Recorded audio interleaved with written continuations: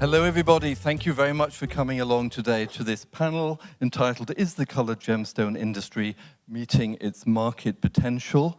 We have a very distinguished group of panelists. First off, let's have them introduce themselves, starting with Melissa down the line. Just tell us a little bit about your involvement with the coloured gemstone industry. Thank you, David. My name is Melissa Wolfgang. I'm a gemstone and diamond dealer. I also deal in vintage jewelry and I manufacture jewelry, but I would say that my heart lies in the trading of colored gemstones. Good afternoon. I'm Alessia Crivelli. I'm the manager director of Crivelli SRL. It's my family business. So me and founded by my father 50 years ago.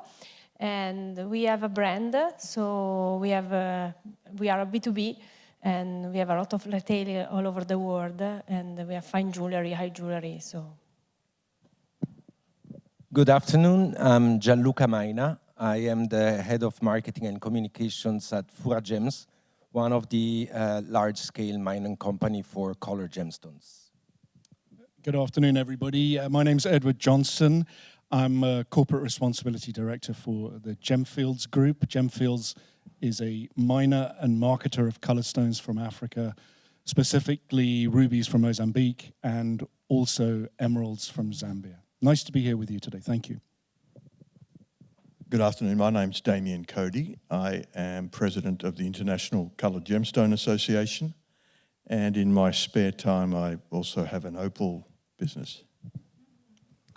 So thank you very much, panelists, a very distinguished group of panelists. There are a lot of challenges facing the coloured gemstone industry right now. We're going to look at these various challenges in turn and look at ways to address them. But one of the key challenges facing the offer of gem-set jewellery right now is the issue of soaring and volatile precious metals prices. In 2025, gold was up 64.4%, silver was up 147%, and platinum was up 125%, due to a range of reasons, but including tight supply in some of those metals, but also investor buying, particularly of gold and silver. So first question to anybody on the panel, what is the impact of this soaring material cost on the offer, the provision of gem-set jewellery? How do you deal with it? And are you looking for, say, alternative offers of gemstones that are perhaps more accessible in price to compensate for the much more expensive precious metals? Anyone on the panel?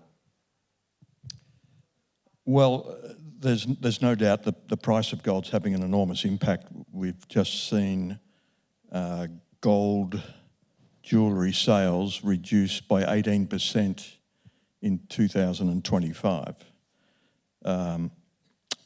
The other big impact is that a big chunk of whatever sales are being done now is going towards the cost of gold.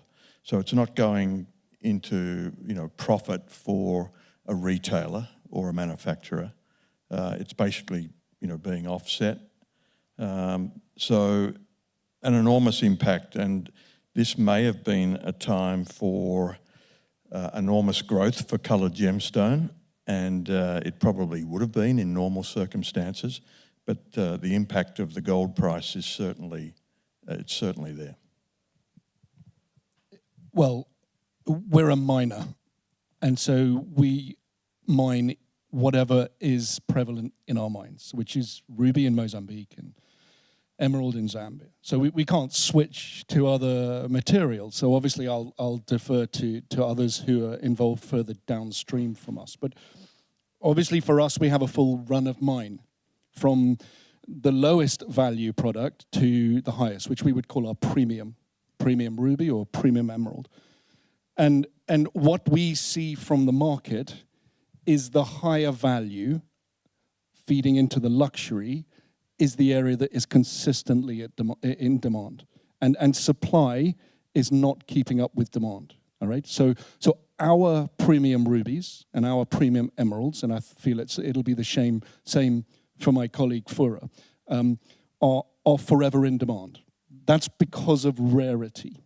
So despite fluctuations in people's financial ability, fine, rare, colored gemstones are always and continually in demand, and prices are rising, reflecting that.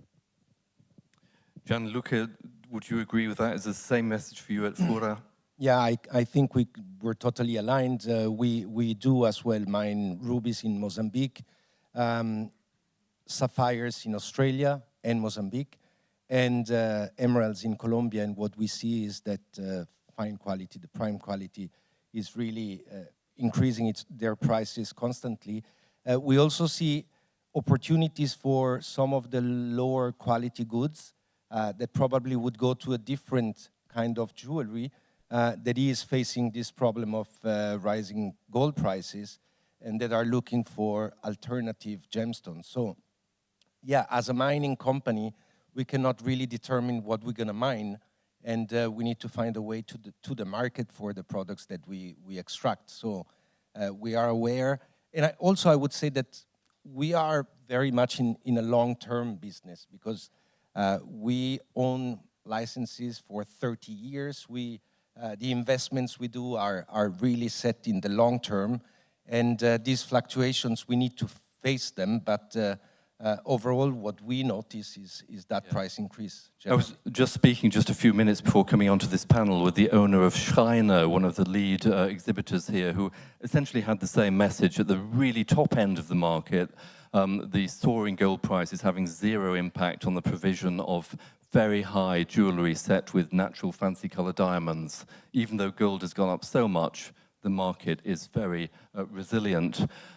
Alessia, in this context, it's still an issue though, isn't it, the soaring precious metals prices? I mean, given that ruby prices, for example, are very well supported due to firm demand and tight supply, natural ruby prices, you as providing fine jewellery, are you looking for alternative coloured gemstones in your offer to compensate somewhat for the high precious metals prices? No, really, actually, no, because my customer asks us, obviously, why the prices are increasing in that way. So mine is a family business, so I create with my retail and my final customer. They trust me and I trust them. So we explain that the situation, and they know, obviously, the situation in this moment, the geopolitical situation is complicated. And they know that the gold and material, precious material, are the first thing that can change the price during this situation. So when we explain them that this is the situation, is not our choice to increase the price, they are able to understand, and they are able to understand the value of a creation. And I think also that they ask higher quality because they understand the value, and they understand that in this moment could be also, I told you before, the scarcity. Luxury is also scarcity, and they think that the high product could be better than a lower in this moment. About a lower creation, I use always good stones. So, in my opinion, for this moment, no. Melissa, any point of view from you on the impact of soaring precious metals prices on the provision of gem set jewellery? I agree with what Alessia said, although I don't manufacture in a mass production or in a collection. I do a lot of bespoke and one-offs, so I definitely am feeling the impact. What's difficult also, especially in my arena, is when you, to your point, when you're talking about replacing stones and lesser expensive stones, etc., it's a bit of a vicious circle, because when you buy, if you want to replace, say, a ruby with rubellite, it's very hard to justify the price of your finished piece when instead of a very expensive stone, people are not stupid. They understand. So I think sometimes it's almost counterproductive in terms of consumer confidence to do that. Okay, thank you. Let's move on to another challenge in facing the colored gemstone market right now, which is the challenge of US tariffs, which can be very significant for certain supplying countries, such as India and Thailand. And we had the latest news from President Trump applying a 25% tariff to those countries that trade with Iran. So in the case of India, for example, which has Jaipur as a supplying center for polished colored gemstones, they would now be looking at a 75% tariff into the United States. Thailand also trades with Iran, and it will be facing a high tariff, presumably going forward, in terms of the supply of its polished gemstones to the US market. So again, question to anybody on the panel, how are US tariffs complicating trade of colored gemstones? You can relate to your personal experience or just your point of view about the market impact. Why don't I start? Because the supply chain starts with us as a miner. And so obviously just to understand the perspective of a miner is we mine the material and put it into the supply chain through an auction system, and then our customers typically for our emeralds are not exclusively, but typically from Jaipur in India, and our customers for our rubies typically, not exclusively, are from Bangkok in Thailand. Then obviously they have customers of tier 2 suppliers all the way around the world to different gemstone dealers. So I think essentially when we speak to our clients, which is about 30 or 40 cutting companies predominantly in those 2 markets, they're still unsure as to what the effect of the current situation with tariffs is. Many companies, because don't forget, he made many threats before he imposed the tariffs, and they were able to move goods into the US market before they were actually imposed. So for this Christmas, our information is that the amount of goods that were already in the market before the tariffs satisfied demand. All right? Obviously, none of us have a crystal ball as to know what President Trump will do with tariffs in the future. But so far, they haven't had an effect for us on our customers exporting from Jaipur and Bangkok to America. And don't forget, America is just one market. All right? There are many other markets for colored stones. So obviously, if you're facing resistance from one market, you're able to shift your focus to sales in other markets where there's considerable demand, again, for fine, rare gemstones. I just came from the IIJS Bharat signature show in Mumbai, where the state-backed Gem and Jewellery Export Promotion Council of India are clear. Their policy clearly now is to seek, as much as possible, alternative markets to the United States to reduce reliance upon the United States, which is the #1 export market for Indian gems and jewellery. Damien, do you have how are you seeing the challenge of US tariffs? Well, it'd be nice to sit here with rose-coloured glasses and say everything's fine. Clearly, it's not. We've just not taken out, but we've just slowed down the biggest consumer market in the world, and the biggest market for our product, coloured gemstones. And it's having enormous impacts. I mean, I spoke to somebody today who was in the process of setting up cutting shops in Europe because the European goods going into America were tariff-free. And that came about only a month ago. So they were setting up factory. And of course, overnight, that's changed again. So it's very hard. You know, I'm being asked all the time, what should we do? My members are saying, what should we do? And, you know, we need to pivot, we need to take stock, we need to look at things, but the biggest problem we have is this constant change and uncertainty. That's the biggest. I mean, we've had layers of tariffs on India, haven't we? It started at 25%, then the issue of Russian oil came up, it went up to 50%, and now it's gone up to 75%. Yeah, it's a moving playing field, and it's awfully difficult for our members or for our industry to plan around that.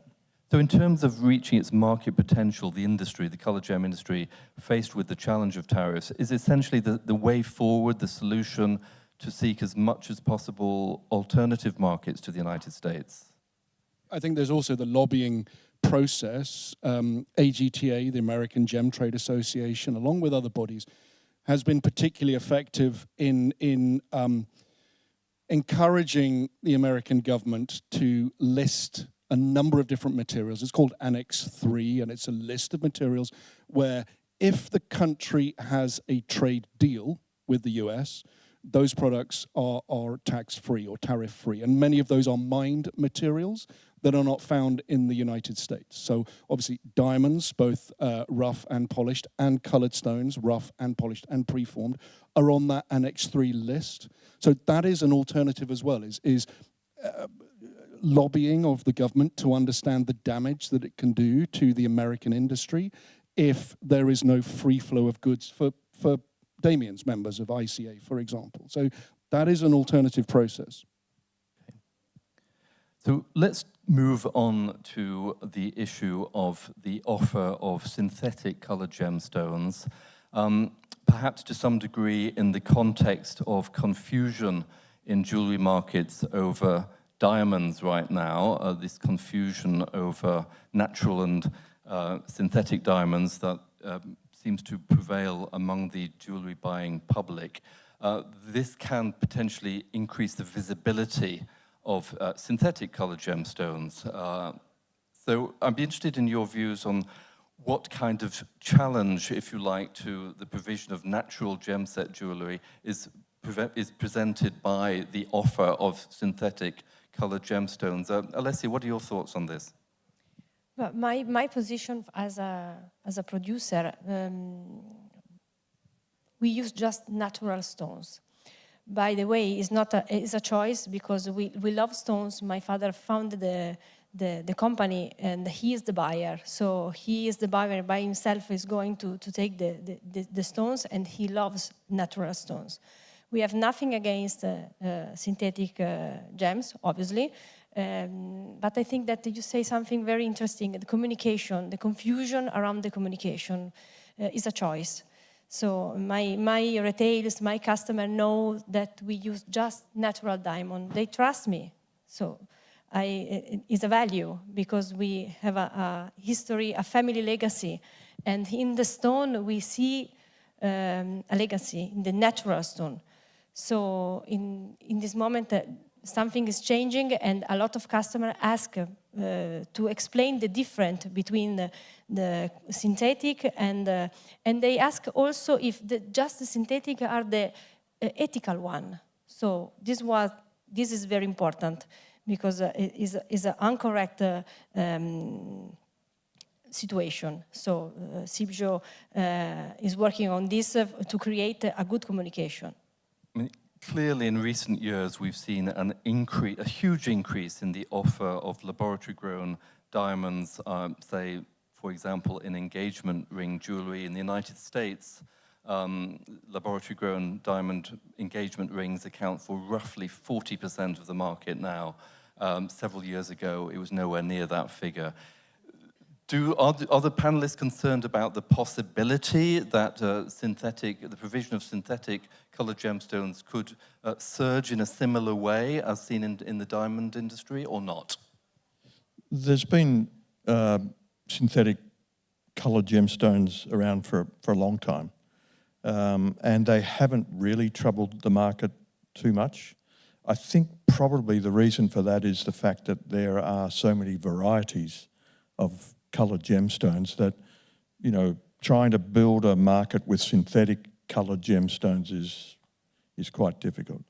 And what we have to do as an industry is to build the romance and the allure around that beautiful natural product and where it comes from and how it came to market. Ed? Yeah, no, I would tend to agree completely from our point of view that today we see more on the opportunity side of creating the appropriate narrative to support natural gemstones and natural colored gemstones. And we haven't seen that huge of an impact of synthetics, absolutely. If I may, I would like to add also 2 points.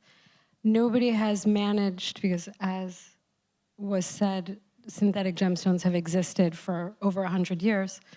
Nobody has managed to produce a synthetic gemstone that looked as good, or I'm sorry, let me rephrase that, as similar to a natural stone because I don't want to say that lab-grown diamonds look good, but they do look similar or the same to, it's very discernible to the naked eye when you see a synthetic gemstone. That's number one.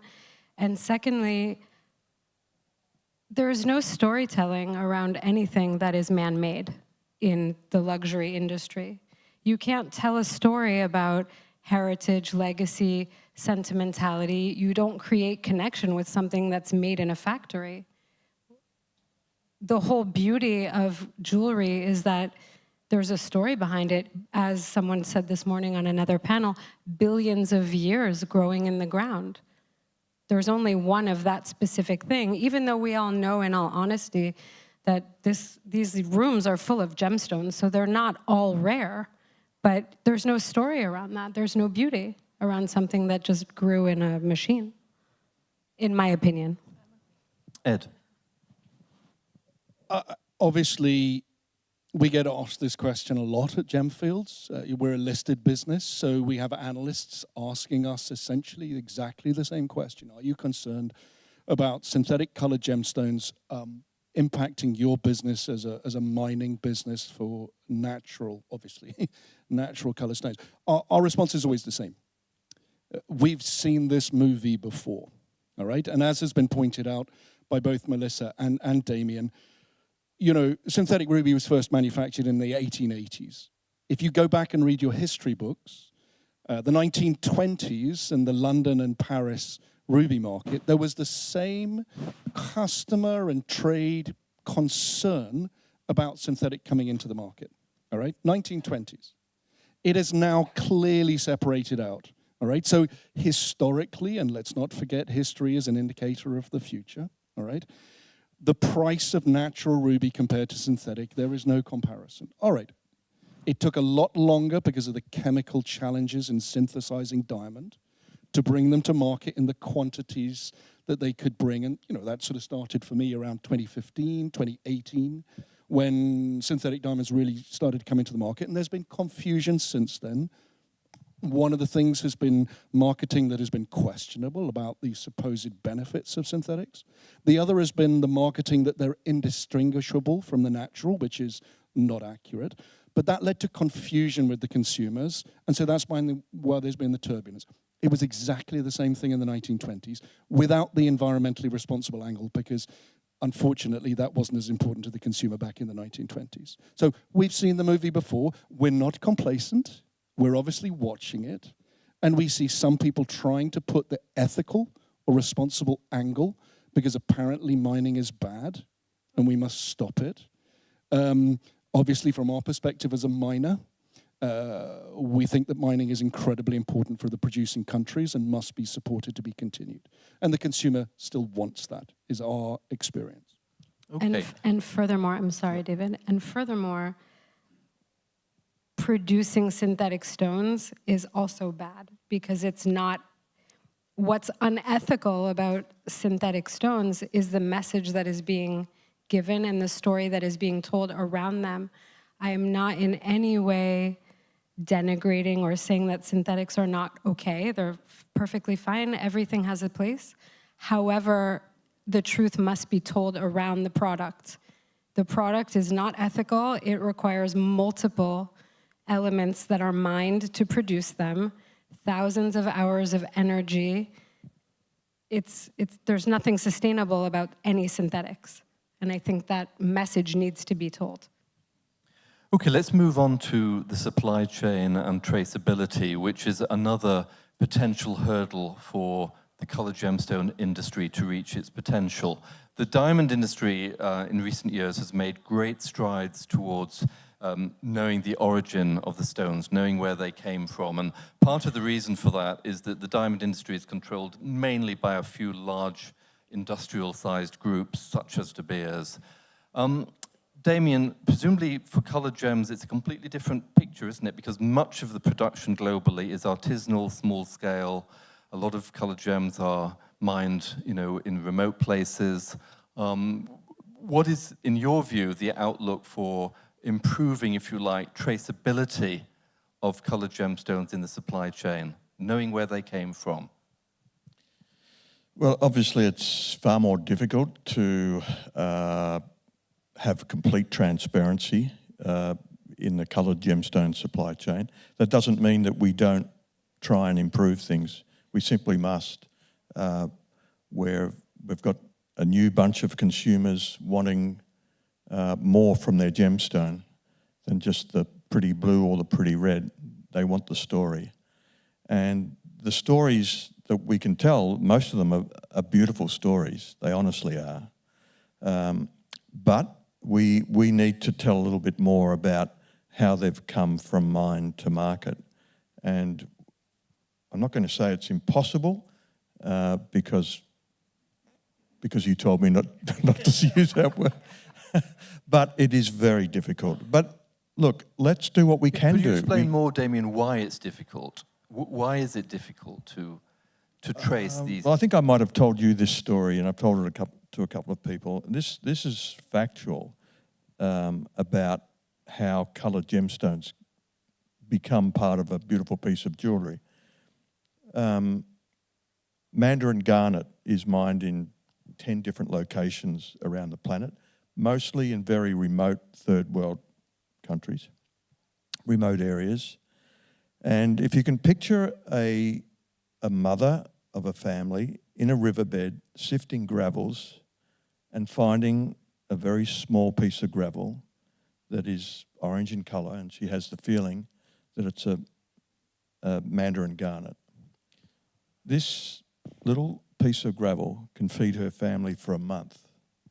That piece of gravel is eventually sold to a person who comes through their tiny little village on a motorbike and buys it from them, and then it goes through a whole series of steps, generally to the nearest market where gemstones are traded, and then from there it takes a very convoluted bunch of steps to eventually it ending up in a bag of 1,000 Mandarin garnets, all cut exactly the same size, all exactly the same colour, and for an order for a big fashion house. Now, the reality is that having complete transparency on that bag of 1,000 Mandarin garnets is nigh on impossible, because firstly, they've probably been aggregated from 10 different locations around the world, bought in or found in very remote places, and they've ended up in a bag together because they were the same product, the same size, the same quality, have been cut and they match. And so that's how something ends up with a famous fashion house doing something with Mandarin garnets. But to have a complete transparency on those 1,000 stones is nigh on impossible. But let's tell the stories that we can tell.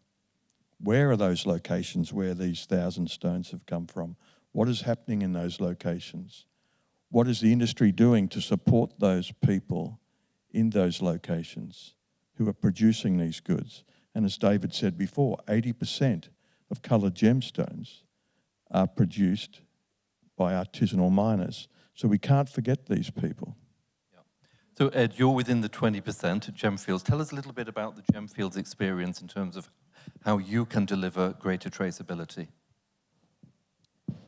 Well, yeah, okay, we're a large-scale miner of ruby and a large-scale miner of emerald, and 100% of our product is fully traceable and has been since 2017.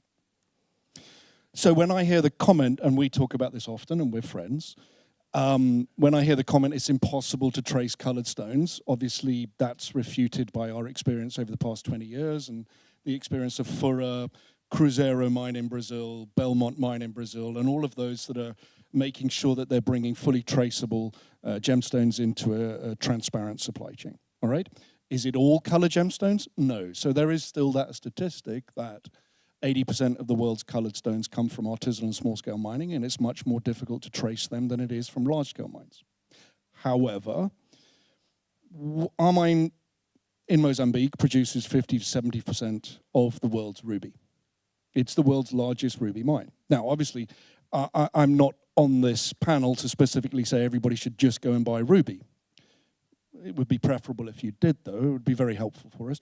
But, you know, the point is, if you can buy colored gemstones that have full traceability and transparency, that's where, in my opinion, Gemfields has moved the market. And we're so grateful that others have seen the value in that, in bringing responsible, traceable gemstones to market. We wish more people would do that, all right? Would you say then that there is a premium of industrially mined colored gemstones over artisanally mined colored gemstones because you are traceable and they are not?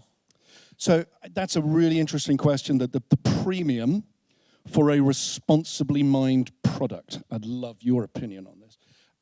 We're not finding that there is a premium to be paid for a responsibly mined product. We're trying consistently to be able to demonstrate responsible mining through alignment with international standards. And it's challenging and it's costly, okay? But what we find is our customers, all right, don't pay more for our product. They prefer to buy from us because it's easier to tell the story down through the supply chain. So but if there's premium. a similar quality product for a lower price from another provider, they will equally buy that because they make more profit from selling that, because they can buy it cheaper, thus and sell it at the same price. So obviously we don't align with that view. We like full traceability and really telling an honest, authentic story about the traceability of the product. But I think the challenge obviously is not in large-scale mining, right? It's in the small-scale mining, all right? Where it's extremely difficult to align small communities, perhaps the woman that you talked about mining the Mandarin garnet, to ask her to align against a series of international standards for responsible production of her material. That is a challenge, but it's not, if I can finish, impossible. It's possible if people say, this is what the consumer wants, so this is what I'm going to try to improve to provide. But implementing, for example, a blockchain solution to fully trace the journey of a gem from an extremely remote artisanal location where there may be no electricity, where the miners may be illiterate, presumably would be almost impossible. Damien, what are your thoughts on that? It's I agree, David, it's very difficult. And I think the other thing, and the reality is there's room for everybody. That's what I'd like to think. We value the work that Gemfields and Fura, Cruzeiro, Belmont, these big industrial miners, if you like, what they bring to our industry. They're very important players, and they do a great job of it. So we applaud them for that. But I think we have a social responsibility to ensure that we don't push little people out. What is the ethics in saying you must buy this ruby that has a complete 100% traceability? That's not terribly ethical. And I don't think these guys are saying that. What they've got is a tremendous product and a tremendous story, and it's traceable, and they should be applauded for that. So we applaud you for that. But let's not do it at the expense of the hundreds of millions of people and communities producing gemstones that may find it very difficult to follow that track. I would like to add also that working in vintage jewelry, and a lot of the pieces that I buy have large center stones, so you could categorize me as someone who's in the circular economy. I have a lot of traceability problems because I buy vintage from private clients, grandmothers, auctions, all types of people. And I think it's important to add, to further Damien's point, that just because it's not traceable doesn't mean it's not responsible. And just because it's traceable and you can prove that it's ethical, that's wonderful. But the two are not mutually exclusive. And just because I don't know where it came from doesn't mean it came from somewhere bad. So I'm going to try not to repeat what Ed said with an Italian accent, because that would be my way of doing. But no, I think that as Fura Gems, again, one of the large-scale mining companies, we do things the way we do because we have also a responsibility towards our employees, the local communities that that work with us and that are impacted by what we do. So for us, the choice of increased traceability through blockchain, for instance, was, I would say, an easy decision because we believe that given the role that we have in the industry, we had to step up and adopt that. And probably we can serve also as case study and work with the ICA and work with organizations to try and understand how can we use our experience in finding new solutions to increase traceability. And then there's a common word that we keep hearing since yesterday, all the panels, and it's trust. And I think that, you know, trust is the base of everything. You built your company, your father, on trusted relationship with suppliers. And so trust is underlying everything we do. And so we're going to speak about that. But I believe that really trust is what is basically helping us achieving that potential that we all want to achieve. All right. So we've looked at various challenges affecting the outlook for the colored gemstone industry that may be stymieing to some degree its potential. Let's now look at the solutions, how to create demand for gemset jewellery, particularly with regard to marketing. So first I'd like to ask anybody on the panel what you feel the marketing solutions to boost demand and sales for colored gemstone set jewellery should be. How can it be done?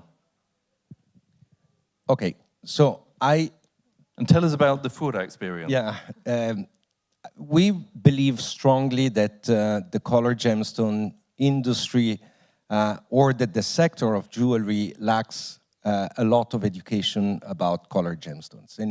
And we feel that that's the most important marketing tool that we need to bring to the table to enable consumers to buy with confidence, to navigate through the huge offering of colored gemstones, to understand whether they're getting ripped off or they're buying a good stone at the good price. And if you do a very simple test and go to a jewelry shop and ask for colored gemstones, you will see that sales people normally have more problems talking to you about colored gemstones than they do with diamonds. And so we have that opportunity now that the diamond industry is facing some confusion to eliminate the confusion that is present in our sector for colored gemstones. And I really believe that education is one of the most important vehicles. And we can work across the supply chain to basically ensure that we all contribute to, at the end of the game, educate the salespeople and the consumer. Right. So could you, Gianluca, elaborate a little bit more about that with regard to Fura's experience? Are you looking to boost your marketing drive in terms of dealing with retailers? And could you just give us a few examples as to how you would do that? Yeah, concretely, it's very simple at the end of the day, but it's really through increased collaborations across the supply with manufacturers, with retailers, with brands, trying to transparently communicate about all the journey that the gemstone does from the mine to their bench, the workshop, and finally to the final product. And basically, as the beginning of the journey, we have a great responsibility to give them the right tools to basically understand very easily and very clearly what the journey of the gemstone is and what the processes of extractions are, what the challenges are. So again, education also relies on, yes, trust and transparency, and storytelling needs to be factual as well and needs to be based on true facts. Yeah. Ed, can you tell us a little bit about the outlook for Gemfields marketing? I remember a few years ago being on an aeroplane and seeing Gemfields advertising on an aeroplane, consumer-facing advertising. I mean, what is your focus on marketing? How are you doing it? I know you have relationships with designers, for example, who use gemstones sourced from Gemfields. Tell us a little bit about the marketing that you're using. Yeah, thank you, David. I mean, I introduced myself as Gemfields as a miner and a marketer of coloured gemstones from Africa. So I think that's important, the clarity on those words. So we mine, and then I guess if anybody in the colour stone market, Gemfields has pioneered the marketing of the product category of what we mine, which is rubies from Mozambique and Zambian emeralds. Obviously, our financial ability to direct to marketing goes up and down with our revenue streams from mining, and we've had a particularly challenging 12 months. And so our marketing capabilities of the product, almost on behalf of our customers who cut and polish and then sell in the sort of the old traditional De Beers model, that's been a challenge for us through 2025. However, from 23 through 24, we were doing considerable marketing or consumer research in China, all right? Because we obviously, like everybody else, see the growth of China, the growth of the Chinese consumer market and demand for jewelry. And if you think of China and you think of any one color that the Chinese associate with, it's red. So we feel that there's an opportunity there, and I'm old enough to remember when De Beers first started their marketing in China in the early 90s. I remember going there, and that ability or that attempt to persuade the Chinese consumer to buy a diamond for engagement ring, I think, has not been as successful as De Beers had hoped for, all right? So diamonds are not a go-to engagement ring in China. But what we found from our consumer research, and when obviously our revenues are able to return to how they were before, we can do more marketing of this, is that the Chinese consumer is looking for red in their jewelry, and ruby is obviously an example of that. So they want rubies, but they don't want an engagement ring. They want small, affordable, everyday jewelry. And affordable is a different line for different people. For some people, 1,000 is affordable. Some people, 10,000 is affordable. So what we do see is there is an opportunity there. So are we reaching our potential? We can see where there's a potential for increased sale of rubies. China, because of the cultural assimilation with the color red. Very quickly on the question of China, and excuse me if this question sounds naive, journalists are always entitled to ask dumb questions. It's one of the few privileges we have. But do any of you on the panel foresee the opportunity to market more proactively emeralds as a substitute for jade in China? Well, I think we're ignoring the elephant in the room if we're talking about China and coloured gemstones. The reality is that there's 43% duties and taxes on coloured gemstones going in there. So there's really, coloured gemstones only represent about 5% of all gemstones sold in China. There's no reason why that shouldn't increase. I mean, but there's a barrier that we have to overcome. So, from an ICA perspective, we are wanting to start engaging with Chinese officials and talking to them about the benefits of lowering those barriers. The obvious one is that there will be duties, at the moment diamonds have just increased, Julius told me, to 13%, just as of a month or so ago, from 7%. But still at 13%, coloured gemstones could have a serious market there. So if we can get coloured gemstones somewhere near diamonds, we would produce enormous revenue for China. Now, is that part of Chinese thinking to have a luxury item coming into their country? Well, maybe not, but it's a store of wealth. And these days, currencies, what's the value of RMB? Well, it's basically artificially pegged to the US dollar. What's happening with the US dollar? Well, it's probably going down. So, and the price of gold is going up. How much gold is in there in China? I'm not sure. Does anybody know?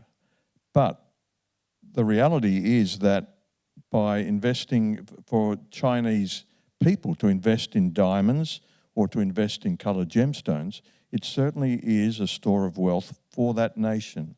And they can't produce coloured gemstones. So why not allow it to happen? Why not open the doors, create a steady stream of product coming in that is taxed by and dutied by the government, producing a good revenue stream? It eliminates any smuggling that might have been going on. And Okay. So, I mean, do you, Damien, or others on the panel see any possibility at all that there should be created an equivalent for the coloured gemstone industry to the Natural Diamond Council, a conglomerate body that would be responsible for marketing gemset jewellery around the world? Or is the industry just too fragmented and the money's not there, unlike the diamond industry, which has certain bigger players that provide a larger proportion of the whole pie? May I? I think the message is fragmented across the board for all stones. However, I also think that the message will have difficulty not being fragmented for colored stones, because something we haven't mentioned is that every single human being on Earth perceives color differently. So the way I look at an emerald is not the way she looks at an emerald. Men and women genetically perceive color differently. Women are not colorblind. So the way that you can't do generic marketing for colored stones because nobody sees it the same way. So sure, you could make a Natural Diamond Council for colored stones, but it would be quite interesting because, you know, some laboratories use terminology such as pigeon blood, muso, green, what are the other ones, Danny? Royal blue, cashmere, cornflower blue. It's a big source of conflict, and it's a big source of, there are a lot of issues around that in the colored stone industry, and that's a great example of people see color differently. Each lab has a color scale of what they consider to be certain colors. So just before I bring the same question to Ed, you know, what is the feasibility or not of a possible equivalent to the Natural Diamond Council for coloured gems? I'd just like to say I'd like to open the floor to questions. So if anybody has a question, after Ed responds, please do raise your hands. We have a microphone ready. Ed. Yeah, obviously I appreciate this question, and increasingly we're being asked it. We've kind of pioneered the marketing of coloured stones, so obviously forgive me if I'm cautious with this approach, because it would probably us that would need to contribute it more than anybody else. And I guess let's just paint the picture of a challenge, and it sort of builds on Melissa. Let's not cookie-cut models that work for diamonds and place them on coloured stones. They are an entirely different product. So, for example, if we just look at one gemstone, emerald, the three largest producing countries for emerald are firstly Zambia and firstly our mine. Secondly, if I'm not wrong, Colombia, and the largest producer there currently, if I can ask your permission, is Muso. And then the third largest producer is Brazil, and that's principally Belmont. Okay? All three of that production is entirely different. Okay, yes, they are emerald, they are green. They are very different products within that green from different places with different price points with different customers. So for me to agree with my friends at Belmont to both spend money promoting emerald when we're basically promoting a generic product when we have different niches would be very difficult indeed. So let's not take what works for diamonds or what's necessary for diamonds and transplant them onto coloured stones. Another example of that is we get often asked, should there be a Kimberley process certificate scheme for coloured stones? Obviously, we welcome anything that builds consumer trust in coloured stones, but what works for diamonds won't necessarily work for coloured stones. They are very different. Why not with regard to the Kimberley process? We spoke about this before, David, and I think it's a question that we do get asked often, okay? We're not averse to a Kimberley process certification scheme for coloured stones, and I think we would all work if there was a specific problem that needed to be addressed. The Kimberley process was addressing a horrendous situation in the diamond supply chain in the late 90s, and the solution was the Kimberley process. Nobody in the industry would have wanted it without those situations occurring. There's no such situations occurring in the coloured stone business, so why put a mechanism in place that slows down trade between company and allows countries to improve their wealth through tax and employment, which would obviously be impacted if you had more mechanisms that slowed down trade. Why place that on an industry that doesn't have the problems that diamonds had sought to solve with the Kimberley process? Thank you very much. I'd like to open the floor to questions. Once we've taken, all being well, 1 or 2 questions, then I would like to ask each of the panelists in turn to give their point of view on whether or not, in their opinion, is the coloured gemstone industry meeting its market potential. So we're going to go right down the line. So Rui Galopin, please identify yourself, tell us all who you are, and then ask your question. Thank you very much. And stand up, please, Rui. I was not, actually, there you go. Thank you. So, let me go down again. So I'm Rui Galopin Carvalho, I'm a member of ICA, member of GEMA. I have been with Cibjo since 1996, and education was mentioned. And I think Cibjo has done a tremendous work lately towards education. Firstly, and Melissa, she's on the Colored Gemstone Commission, on the Gemstone Commission of Cibjo, and she's witness to this. We have, Cibjo made the gemstone books available for free, something that was not true many years ago. So every stakeholder has access to the gemstone books. Secondly, a few years ago, we have published the Retailer's Reference Guide. That was a very, very powerful, and it is a very powerful resource that the late Roland Naftul pushed Cibjo to publish it as a PDF for free that everyone can actually access, and each and every colored gemstone has relevant information that might help retailers learn about the product. And lastly, there are working groups within Cibjo for jade, for opals, and maybe in the future for some other gem materials that gather experts in the area to create documents that will help the retailers, the foot soldiers of our industry, to get the better knowledge about the product that is fact-checked, as it was mentioned. And Cibjo has done that work. So although this is not a question, this is a statement that maybe everyone in the room should go to the Cibjo website and explore those documents. And Melissa, she is one of the commissions of Cibjo, and she knows exactly how much work is done within the commissions to pull those documents off. So thank you very much. What Rui is also saying too is if you have an interest in contributing to working groups within Cibjo, please volunteer to Dr. Gaetano.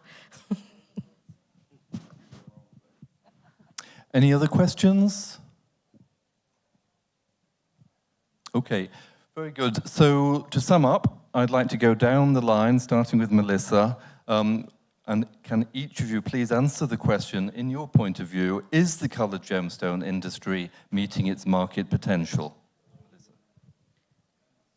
I think the coloured gemstone market is surpassing its potential, at least in my arena of the industry, which is very specific. I think high-end merchandise will always have a very big audience, but I also believe that education, in real estate it's location, and in jewelry it should be education. And I think it's important to make a jewelry experience, whatever that may be, accessible and comfortable and not daunting, which also means sometimes modifying the language so that people understand what we're talking about. I think clients and customers need to understand, for example, what is important on a gem report, what matters, what the words mean. Lots of gem reports say different things. To further what Ed was saying earlier, just as an example, Fura rubies are a different color than Gemfields rubies. So it's important to understand where your stones come from, but also what that means. Mozambique rubies 20 years ago were a different color than they are now, because trace elements are different. I mean, there are a million different reasons. But I think education is vital for any gemstone to live up to its potential, because customers need to feel confident and comfortable. Alessia, in your view, is the colored gemstone industry meeting its market potential? In my view, yes. I agree with her, because I think that education and knowledge are the keys in this moment. My final customer asks us color gemstones, so they want it, and they trust us when they tell them that the is a good stones. So sometimes they want to see and read the certification and maybe ask us the difference. But if we say, and then not just me, other my colleagues say that it's a good stone, they trust us. But is correct that also they can have education and knowledge to understand. Thank you. Gianluca. Yes, so I think, yeah, we are definitely meeting the potential, but I think that the potential is even bigger and brighter.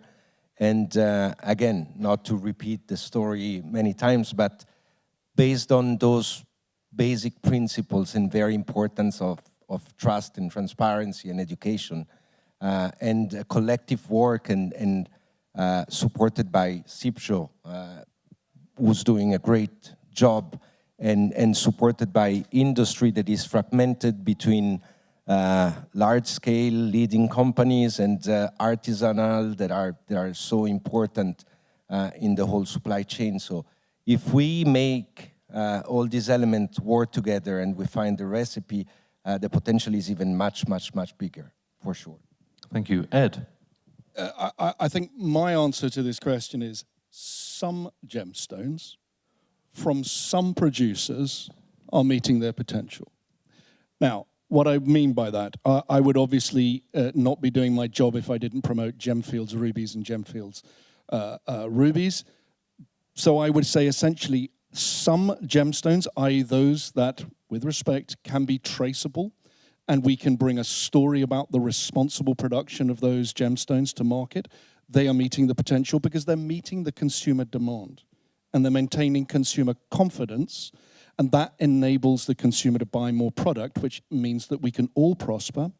The other aspect that I think is important for me to argue as to why I feel we are meeting our potential is the amount of product that we're able to bring and bring the value back to the countries in which we operate in.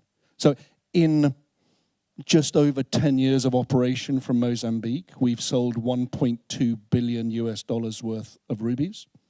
We've paid over $260 million worth of tax to the Mozambique government. That's about 25%, all right, of revenues which otherwise previously evaporated out of the country with no benefit to the citizens of Mozambique.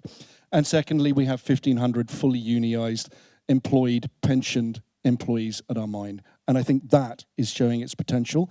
We're not resting on our laurels. We need to invest and grow and build the business, employ more people, bring more value back to Mozambique, and bring more value back to Zambia. And that's our intention, and that's the work that we do. So I think it is meeting its potential, but we've got more to do. So Damien, Cody, President of the International Coloured Gemstone Association, you have the final word. Look, I agree with what all the other panelists have said. The reality is that right now, coloured gemstones are growing market share.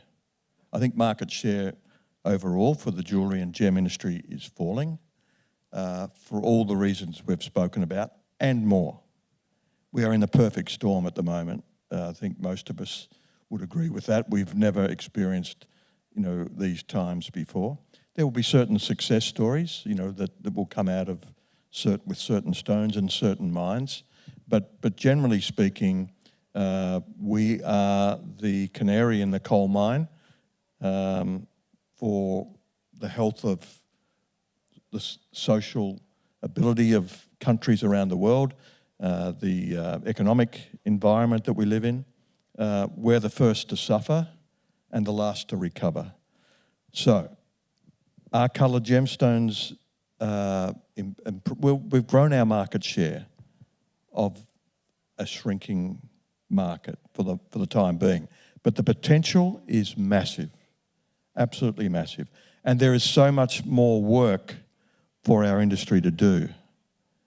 With all the things that we've spoken about here today, these are all areas for improvement. And so it's exciting times ahead.